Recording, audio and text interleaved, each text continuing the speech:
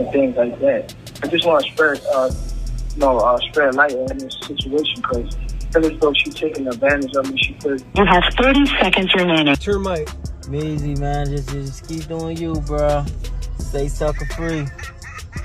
Stay sucker free. I mean, I hope next time I don't hear from you, it don't be. Gervonta Davis and Adrien Broner have landed in fresh controversy after a private conversation between them was leaked to the public. During their discussion, they talked about Gervonta's decision to target Lamont Roach, with Broner criticizing. Just overall being something that he's not been in the ring with. I'm the total package, and honestly, sometimes I think he doubts himself. But I'm a competitor, and I feel like I'm the best. So I'm assured. I can be in it, and I knew that I can do better than him to win rounds, win exchanges, because he fighting spurt. Gervonta Davis Roach when there were much easier options available. Adrien Broner, whom Gervonta Davis considers an older brother, was compelled to criticize Gervonta Davis after he moved from the 135-pound lightweight division to challenge a fighter in the 130lb super featherweight. Gervonta Davis, their conversation. Hey, Jermaine, was it overcrowding? Was it the COVID? I don't know, man.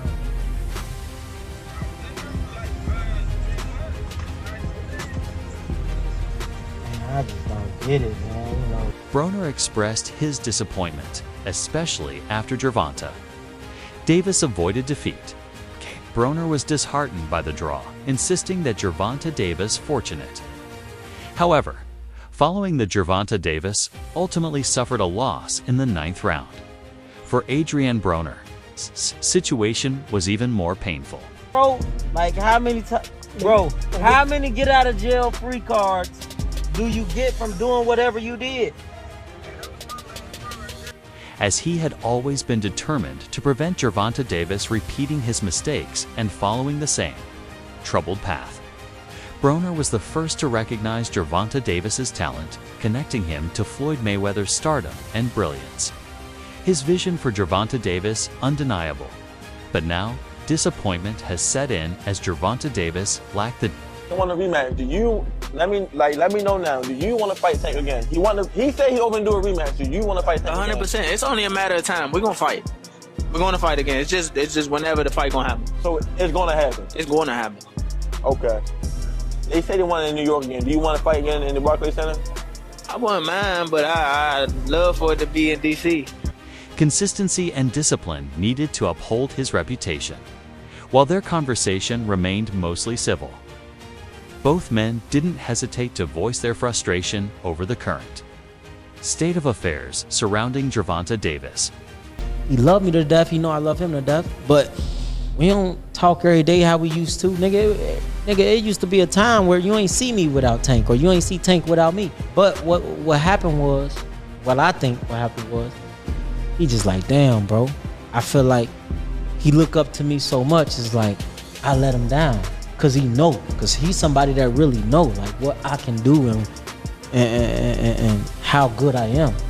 And it's like he feel like, man. The main point of contention between Gervonta Davis and Adrien Broner was Gervonta Davis for a rematch, while Lamont Roach believed it would only damage his reputation and put his undefeated record at risk. It appears Broner has lost faith Gervonta Davis, and much like a protective father, he has grown increasingly paranoid about Gervonta Davis' future. He wants the WBA lightweight champion to walk away from the sport with his perfect record intact.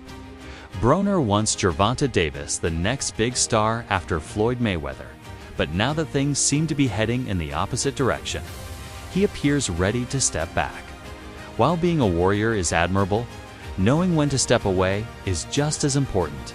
This was the message Broner tried to convey to Gervonta Davis's conversation. There were some disagreements and minor arguments, but in the end, their brotherly bond remained intact. It's unfortunate that a fighter once regarded as the pound-for-pound king, boasting an incredible 93% knockout rate and instilling fear in opponents across the lightweight division, has now become a laughingstock in the boxing world. Even though the fight took place nearly 2 weeks ago, Debates and discussions continue to rage about what happened when Gervonta Davis faced Lamont Roach Jr. in a bout where Gervonta Davis's lightweight title was on the line. Specifically, fans are still talking about the controversial moment in the 9th round when Gervonta Davis took a knee, then casually walked to his corner, had someone wipe his face, and returned to the fight. Despite this, referee Steve Willis neither called the knee a knockdown nor penalized Gervonta Davis, essentially pausing the Fight 10 act that could have warranted disqualification. Gervonta Davis managed to escape with a majority draw. His reputation has taken a serious hit. Many believe the knee should have resulted in his first professional loss. And in the unforgiving world of combat sports, the March 1st fight has turned Gervonta Davis a target for relentless criticism. This is evident from the top comments on Gervonta Davis' post, which featured him and Roach facing off before the fight. Captioned, "See y'all tomorrow," the most liked comment.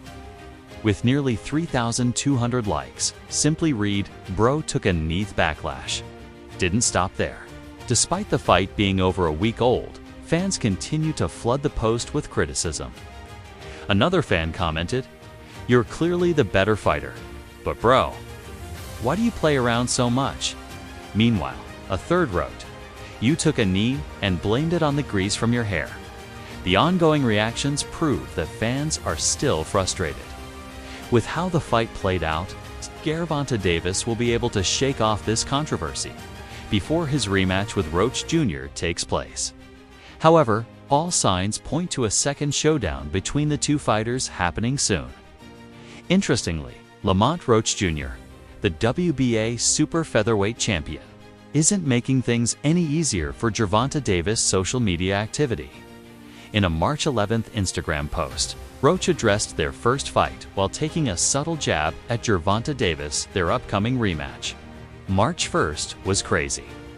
I appreciate everyone who was a part of this night, even the haters. First, I want to thank God, because without Him, none of this would be possible. I want to thank those who truly believed in me from the start, most of them being my family. Fellas, thank you. To all my sponsors, your support was greatly appreciated. He continued by emphasizing the significance of the fight, adding, "Even though I didn't get the result I deserved, I was part of a sold-out crowd that broke the record for the highest-grossing event in Barclays Center history. And I proved that I belong among the pound-for-pound best." It's unfortunate that a fighter once regarded as the pound-for-pound king, boasting an incredible 93% knockout rate and instilling fear in opponents across the lightweight division, has now become a laughingstock in the boxing world.